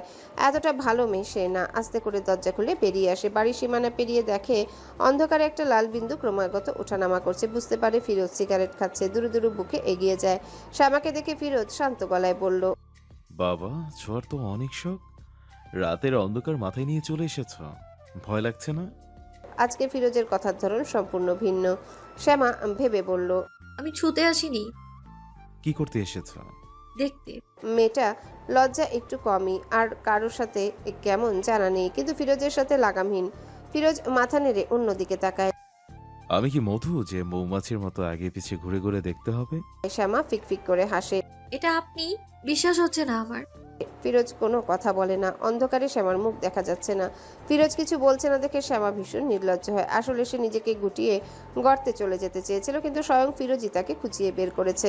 সে ফিরোজের সামনে এমনিতে লাগাম ছাড়া হয়। আজকে ফিরোজের কথায় যেন আশকারা পেল। গভীর গলায় বলল, আপনি মধু না, আপনি হলেন মধুর রাজা। ফিরোজ থমথমে গলায় বলল, পাগল। শ্যামা এসব কথার তোয়াক্কা করে না। আমাকে মধুমাসে নিয়ে যাবেন? মধুমার সম্পর্কে ধারণা আছে? শ্যামা অকপটেই বলল। আপনি ধারণা দিবেন? তখন দূর থেকে রিপনের বাইক ছুটে আসতে দেখা যায়। ভাই যে আজকে এখনো বাড়িতে আসেনি শ্যামা জানে না। প্রচন্ড রাগী ভাই এই রাতে তাকে এখানে দেখলে নির্ঘাত মেরে ফেলবে। ফিরোজ সেদিকে তাকিয়ে বলল, মধুমাসে যাবে? রিপনকে বলি। রিপন কখনো কল্পনা করেনি এই রাতের আধারে ফিরোজের পাশে শ্যামা থাকবে। দূর থেকে ফিরোজকে ট্রাউজারের পকেটে এক হাত ঢুকে আরেক হাতে সিগারেট ফুঁকতে দেখে বাইক থামায় না। ফিরোজের সাথে তার মনোমালিন্য আছে। অতিরিক্ত তেরা এই ফিরোজকে তার অপছন্দ। তার উপর কথাবার্তায় বেয়াদবি ছোঁয়া সর্বদা বিদ্যমান। ফিরোজকে দেখেও রিপন না থেমে বাড়িতে চলে যায়। রিপন চলে গেলে ফিরোজ চাপা হাসির গলায় বলল, মেয়ে মানুষ হয়ে একটা ছেলের সাথে দেখা করতে চলে এসেছ, নির্লজ্জ মেয়ে। রিপনকে বলে দেওয়া উচিত ছিল। রাস্তার পাশে মানুষ খড়কুটো শুকিয়ে একসাথে করে জমিয়ে রেখেছে। শ্যামা এর আড়ালে নিজেকে ঢেকে নিয়েছে। রিপনের বাইকের শব্দ চলে যাবার পরে ফিরোজের কথাগুলো তার কানে যায়। সে ভাবে, কার জন্য সে এত বড় ঝুঁকি নিচ্ছে? রাতে একটা মেয়ে অন্য একটা ছেলের সাথে দেখা করতে আসা যে কতটা ঝুঁকিপূর্ণ তা কি ফিরোজ বুঝে? বুঝলে এখনও এসব বলতে পারতো। সে কি একটু বেশি বেহাপনা করছে না? সেদিন অসুস্থ অবস্থায় কেমন নির্দয়ের মতো থাপ্পড় দিল। বছর দুয়েক ধরে এমন আগে পিছে ঘুরছে, কোনো পাত্তা দেয় না, কথায় কথায় কোন অপমানটা করে না। কিন্তু শ্যামা কোনো কথা গায়ে মাখে না বলেই কখনো কোনো কথার খুঁত ধরেনি। এই লোকটার কাছ থেকে সে ভালোবাসা চেয়েছিল, আর পেয়েছে কি? অপমান আর কষ্ট। আজকে আবার মালিহার সাথে কেমন করছিল। শ্যামার হঠাৎ ভীষণ অভিমান হলো। অপমানে ছ্যাঁচা করে উঠল মনটা তীর বিড়িয়ে বলে উঠল, বইয়ের মতো নিজের মন বিছিয়ে দিয়েছিস বলে ফিরোজ মূল্য দিচ্ছে না। নিজেকে শক্ত খোলসে বন্ধ করে রাখলে দেখতি ঠিক খুলতে চাইতো, মূল্য দিত। ফিরোজ নিজের মতো করে সিগারেট খাচ্ছে। শ্যামা গুটি সুটি পায়ে বেরিয়ে আসে। ফিরোজ কিছুই বলে না, যেন সে থাকা না থাকাতে তার কিছুই যায় আসে না। শ্যামার মনে হলো এই সামনে দাঁড়ানো পুরুষটার মন শক্ত কোনো পাথর দিয়ে তৈরি। শ্যামা সেদিকে তাকিয়ে শক্ত কঠিন গলায় বলল, আমাকে সেদিন মারলেন কেন? ফিরোজ শান্ত চোখে তাকিয়ে আছে। মেয়েটা এখনো মনে রেখেছে? সে তো সরি বলেছিল। বেয়াদবি করেছো বলে। এটা বেয়াদবি? আর বেয়াদবি হলেও থাপ্পড় দিতে হয়? বুঝিয়ে বললেই তো হতো। এতটা জোরেও দেইনি, হালকা পাতলা করে দিয়েছি যেন ব্যথা না পাও। তুমি জানো আমি মেয়েদের পছন্দ করি না। শ্যামা ঠোঁট চেপে মুচকি হেসে বলল, মুনিয়াপু মেয়ে না? ফিরোজ হাতে সিগারেটটা কাছের সাথে চেপে নিভিয়ে দেয়। তুমি জেলাস নাকি? ফিরোজের এমন ভাবলেশীন কথাবার্তা শুনে শ্যামার কান্না আসে। এই লোকটার কথায় কোনো অনুভূতি নেই, সারাক্ষণ তাকে অপমান করার পায়তারা করে। জেলাস হতে যাব কেন? ফিরোজ ঠিক জায়গায় কথাটা বলতে পারল। কেন, মধুমাসে যেতে হলো তো জেলাসি থাকার কথা। খারাপ মেয়েদের জেলাসি হয় স্বাভাবিক। শ্যামার অভিমানী মন যেমন ভালোবাসে কাতর হতে পারে, তেমনি অভিমানে হঠাৎ করে কুকড়ে যেতেও দ্বিধা করে না। তার মনে হচ্ছে ফিরোজকে আর নিজের অনুভূতির বহর দেখানো উচিত হয়নি। এমন পাগলামি করে বলে ফিরোজ তাকে সস্তা ভাবে, আর এক ক্ষেত্রে সে নিজেই নিজেকে সস্তা বানিয়ে দিয়েছে। অন্ধকারের অভিমানী বালিকার চোখ বেয়ে পানির চিকন স্রোত নেমে যায়, যা ভাবলেশীন ফিরোজের অজানায় থেকে যায়। শ্যামা গম্ভীর গলায় বলল, আসলে আপনার সাথে দুষ্টুমি করেছিলাম। আর আমি জেলাস হব কেন? মুনিয়াপুর সাথে শুধু লুডো খেলা না, বিয়ে করে নিলেও আমার কোনো সমস্যা নেই। আজকে থেকে আর জ্বালাবো না। শ্যামা দাঁড়ায় না, দ্রুত পায়ে বাড়িতে চলে যায়। তার ভাই যে কোনো মুহূর্তে তাকে খুঁজতে পারে। ফিরোজ অবাক হয়ে শ্যামার চলে যাওয়া দেখে। হঠাৎ কি হলো? শ্যামার কথাগুলো কি সত্যি ছিল নাকি রেগে বলেছে? ফিরোজের মন প্রতিবাদ করে বলল, শ্যামার কথা মিথ্যা হোক, শ্যামা আশেপাশে থাকলেই ভালো লাগে। লিলুয়া বাতাস গা ছুঁয়ে যায়। মনের কথা শুনে ফিরোজ বলল, তাতে কি আসে যায়? আমি তো মেয়েই পছন্দ করি না। মন হিসিয়ে ভয়ঙ্করভাবে হেসে ওঠে। তুই যে কি পছন্দ করিস সেটা তুই নিজেও জানিস না। আর জ্বালাবো না। ফিরোজ মাথা নেড়ে হাঁটতে হাঁটতে বলল, বললেই হলো জ্বালাবো না? আর না জ্বালালেই কি আমার কচু হবে? আমাকে ভয় দেখায়? যদিও ফিরোজ বলল কচু হবে, কিন্তু তারই কি যেন হয়ে গেল। শ্যামাকে দেখার আশায় বুকে কেমনতর খরা লাগে, হাঁসফাঁস করে, কিন্তু এর কারণ খুঁজে পায় না। ফিরোজ বুঝলো না কি কারণে শ্যামা এমন করছে। ফিরোজের মন ঠোঁট বাঁকিয়ে হাসে। এটাই তো চেয়েছিলি? ফিরোজ নিজের মনের প্রশ্নের উত্তর নিজে খুঁজে বেড়ায়। সে কি শ্যামাকে দূরে সরাতেই চেয়েছে? তাহলে এমন ছটফট লাগছে কেন? শ্যামা তার কথা রেখেছে। কষ্ট হলেও ফিরোজের কাছে আসেনি, কথা বলেনি, কিংবা অসভ্যতামি করার চেষ্টা করেনি। কিছুদিন পরে এক সকালে ফারিয়ার সাথে প্রাইভেটে যাচ্ছিল। তখন রাস্তায় ফিরোজকে দেখতে পায়। শ্যামা একবার চোখ তুলে তাকিয়েছিল, তখন দুজনের চোখের মিলন হয়ে যায়। শ্যামা চুপচাপ ফিরোজকে পেরিয়ে আসে। লোকটার কাছে আসতে হৃৎপিণ্ড বেসামাল লাফায়। ইচ্ছে করে ফিরোজের বুকে বিড়াল ছানার মতো ঘাপটি মেরে মিশে থাকতে, কিন্তু সব ইচ্ছা কি আর পূরণ হয়? শ্যামার এই অমনোযোগী বেখেয়ালি ভাব ফারিয়ার নজর এড়ায় না। কিছুদিন ধরে তোকে অন্যরকম লাগছে। শ্যামা নিজের মন খারাপ লুকাতে চায়, হেসে বলল, কি রকম? মন মোরা বিষণ্ণ। শ্যামা হাসে। হাসির সৌন্দর্যে ফারিয়াকে কথা ভুলিয়ে দেওয়ার চেষ্টা করে। আরে কিছু না। ফারিয়া সন্ধানী চোখে বলল, প্রেম টেম করিস না তো? বললে তুই জানতি না? ফারিয়া দৃঢ় বিশ্বাস, শ্যামা প্রেম করলে সে অবশ্যই জানবে। তা জানতাম। দুজনে নানান প্রসঙ্গে কথা বলতে বলতে কলেজে যায়। ফিরোজ দূর থেকে শ্যামার যাওয়ার দিকে একদৃষ্টিতে তাকিয়ে আছে। মেয়েটার এমন এড়িয়ে চলা তার ভালো লাগছে না। মনে হচ্ছে বুকে কেউ কেরোসিন ঢেলে আগুন জ্বালিয়ে দিয়েছে। শ্যামার প্রাণোচ্ছল চাহনিতে সে অভ্যস্ত। এখন এই শ্যামাকে অপরিচিত লাগছে, অথচ এমন অনুভূতি হওয়ার কথা ছিল না। বরং শ্যামার এই ব্যবহারে খুশি হওয়ার কথা ছিল। হচ্ছে উল্টো। রাব্বি শ্যামাদের সমবয়সী, পড়েও এক ক্লাসে। রাব্বি মনে মনে শ্যামাকে পছন্দ করে, কিন্তু ভয়ে বলতে পারে না। শ্যামা খুবই রাগী মেয়ে, প্রেমের কথা বললে আবার কি বলে ফেলে। কিন্তু কথায় আছে না, মানুষ যাকে পছন্দ করে তার সাথে থাকতেই বেশি পছন্দ করে। রাব্বিও এমন। শ্যামার সাথে থাকতে তার ভীষণ ভালো লাগে, কারণে অকারণে সেই শ্যামার আশেপাশে ঘুরে। রাব্বি মুখে কিছু না বললেও শ্যামা আর ফারিয়া দুজনেই বুঝে রাব্বির মতলব। শ্যামা বুঝেও নির্বাক। ফিরোজকে ভালোবেসেছে, যদি ফিরোজকেই না পায় তাহলে আর কাউকে চায় না। আজকে কলেজ থেকে আসার পথে শ্যামাদের সাথে রাব্বিও আসছিল। তিনজনে কলেজের পিকনিক নিয়ে আলোচনা করছিল। রাব্বি হাঁটার ফাঁকে ফাঁকে শ্যামাকে দেখছিল। ছেলেদের চোখের দৃষ্টি আরেক ছেলে ঠিক বুঝতে পারে, তেমনি রাব্বির চোখের ভাষা ফিরোজের চোখ এড়ায় না। শ্যামার দিকে তাকিয়ে দেখে সেও কেমন হেসে হেসে কথা বলছে। না চাইতেও ফিরোজের হাতের মুঠি শক্ত হয়, হাত দিয়ে বাইকের চাবি খামচে ধরে। শ্যামা মূলত ফিরোজকে দেখেই রাব্বির সাথে হেসে কথা বলছে। কেন বলছে জানা নেই, কিন্তু ফিরোজকে দেখিয়ে কথা বলতে কেমন ভালো লাগছিল।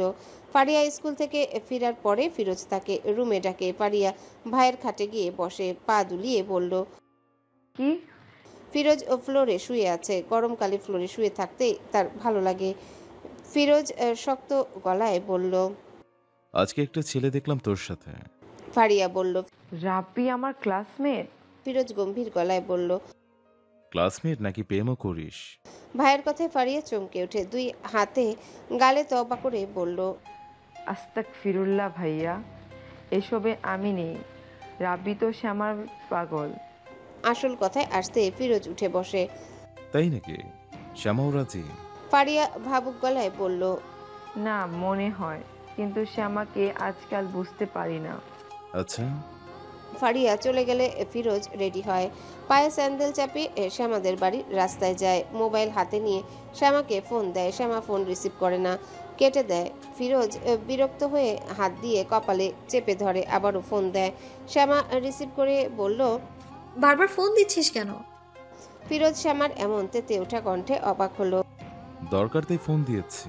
শ্যামা চাপা গলায় বলল, একটা ছোট বাচ্চার সাথে 30 বছরের বুড়োর কি দরকার থাকতে পারে? 30 বছরের বুড়ো। ফিরোজ মোবাইল কানে রেখেই নিজের শরীরের দিকে তাকায়। শক্তপোক্ত পেটানো শরীর, কোনো দিক দিয়ে তো বুড়ো বলে মনে হচ্ছে না, তাহলে এই মেয়ে বুড়ো বলে কেন? আমি বুড়ো? শ্যামা কথা বলে না। ফিরোজ বলল, আমি তোমার বাড়ির সামনে আছি।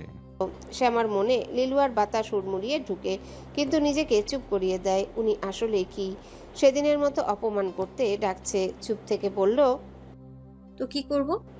শ্যামার কথায় ফিরোজ অবাক হয়ে তাকায়। তার ধারণা মতে শ্যামার ছুটে আসার কথা। দেখা করো। না। ফিরোজ বেপরোয়া হয়ে পড়ল। না না, কেন? বেয়াদবি করো না শ্যামা। এই লোকটা তাকে ভালোবাসে না, কিন্তু এমন উতলা গলায় কথা বলছে। সে গম্ভীর গলায় বলল, বেয়াদব অসভ্যের সাথে কথা বলার জন্যই এত শখ কেন ফিরোজ ভাই? এত পকপক না করে আসো। শ্যামা তেরা গলায় বলল। আপনি ডাকলেই আসতে হবে? ফিরোজের মুখের ভাব শক্ত হয়। এত কথা বলছে কেন এই মেয়ে? কে ডাকলে আসবে? রাব্বি? শ্যামা মুচকি হেসে বলল, আপনার কি তাতে? সমস্যা আছে? বেয়াদবের কাজকর্মে আজকাল নেতার সমস্যাও হয় দেখি। ফিরোজ চেপে চেপে বলল। ছেলেদের সাথে এত কথা বলার দরকার কি? তুমি আসলেই বেয়াদব। শ্যামা বলল, ফিরোজ ভাই আপনার কি জলে? শ্যামা, বেশি কথা বলো না। আমি এমনই। অনেকক্ষণ ধরে দাঁড়িয়ে আছি, কিন্তু তো আমি কি করব? ফিরোজ নিজেকে শান্ত রাখতে চেষ্টা করে বলল, আমি কি চলে যাব? আমি কি জানি? ফিরোজ নিঃশব্দে ফোন কেটে দেয়। মনটা বিষিয়ে ওঠে। যে মেয়ে রাতে দেখা করতে চলে আসে, সেই মেয়ে বিকালে আসছে না কেন? তার ইচ্ছে করছে শ্যামাকে ধরে এনে সামনে বসিয়ে রাখে। দেখা করতে না আসার শাস্তি স্বরূপ ভীষণ ভয়ঙ্কর রকমের শাস্তি দেওয়া উচিত।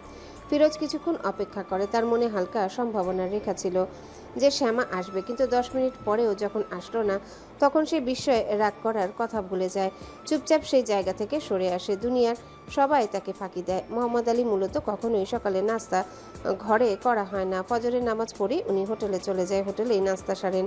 আজকে ও হোটেলে যায়নি, ওনার শরীরটা ভালো লাগছে না। নিজের ঘরে শুয়ে আছে। রোজিনা বেগমের হাঁকডাক শুনে উঠে টেবিলে গিয়ে বসে। কণ্ঠে বিরক্তি মিশিয়ে বলল, সকালবেলায় এমন চিল্লাচিল্লি শুরু করেছো কেন? রোজিনা বেগম স্বামীর দিকে তাকিয়ে বলল, আমি কথা বললেই চিল্লাচিল্লি? খাবার বানিয়ে বসে থাকার জন্য বান্দি করে এনেছো নাকি? মোহাম্মদ আলীর স্ত্রীর দিকে শান্ত চোখে তাকায়। একে একে ফারিয়া আর তামিম এসে টেবিলে বসে। তিনি ফিরোজের দরজার দিকে তাকায়। রোজিনার সমস্ত রাগ যে ফিরোজের উপর, এটা উনি জানেন। উঠে গিয়ে ফিরোজের দরজা ধাক্কা দিলেন। চাপানো ছিল বলে খুলে গেল। ধীর পায়ে ভেতরে ঢুকে দেখেন ফিরোজ খাটে হেলান দিয়ে গম্ভীর মুখে বসে আছে। ওনাকে দেখে নড়ে চড়ে বসে বলল, আব্বা। মোহাম্মদ আলী ছেলের মুখ দেখে বুকে ব্যথা অনুভব করেন। ছেলেটা সব শুনে বুঝে তবুও কতটা নিশ্চুপ। নাস্তা খেতে আয়। ফিরোজ মাথা নেড়ে উঠে দাঁড়ায়, বাথরুমের দিকে যেতে যেতে বলল, আপনি যান, আমি আসছি। মোহাম্মদ আলী ছেলে যাওয়ার দিকে তাকে নিঃশব্দে বেরিয়ে যায়। শত চাইলেই উনি ফিরোজের উপর শক্ত হতে পারেন না। নাস্তার টেবিলে বসার পর রোজিনা বেগম ঘ্যান ঘ্যান করে বলল, কে আসেনি? আসবে কেন? বিয়াদবের চূড়ান্ত এই ছেলে, অসভ্য মহিলা, নিজে চলে গেছে। এই আপদ আমার কপালে দিয়ে গেছে। বলি, যাবি যখন নিজের ঝামেলার সাথে নিয়ে যা না, আমার জন্য রেডিমেড ঝামেলা দিয়ে গেছে। মোবারক সাহেব টেবিল কাঁপিয়ে রোজিনা বেগমকে ধমক দেয়। মুখ সামলে কথা বলো। আবুদ কে? হ্যাঁ, রোজিনা বেগম মুখ অন্ধকার করে থাকে। তামিম মায়ের কথায় অসন্তুষ্ট, বাবা যে রেগে আছে সেটা স্পষ্ট। কথা বাড়ার আগে সে মাকে বলল, এসব কি কথা আম্মা? ভাই ঝামেলা হলে তো আমিও ঝামেলা। রোজিনা বেগম হিসিয়ে বলল, তুই পেটের ছেলে আর ওইটা আমার সতীনের ছেলে। মোহাম্মদ আলী তামিমের দিকে তাকায়। তামিম বলল, চুপ করো আম্মা, এসব কথা শুনতে ভালো লাগে না। সকাল সকাল ঝগড়া করো না। রোজিনা কিছু বলতে যাচ্ছিল, তার আগে ফিরোজ সেখানে এসে উপস্থিত হয়। খালি চেয়ারে বসে যায়। এতক্ষণ রোজিনা বেগমের সকল কথা সে শুনেছে, তাই তার মুখের ভাব যথেষ্ট গম্ভীর, কিন্তু আব্বার সামনে সে গম্ভীর থাকে না। মোহাম্মদ আলীর দিকে তাকিয়ে বলল, হোটেলে যাননি কেন আব্বা? শরীর ভালো লাগছে না।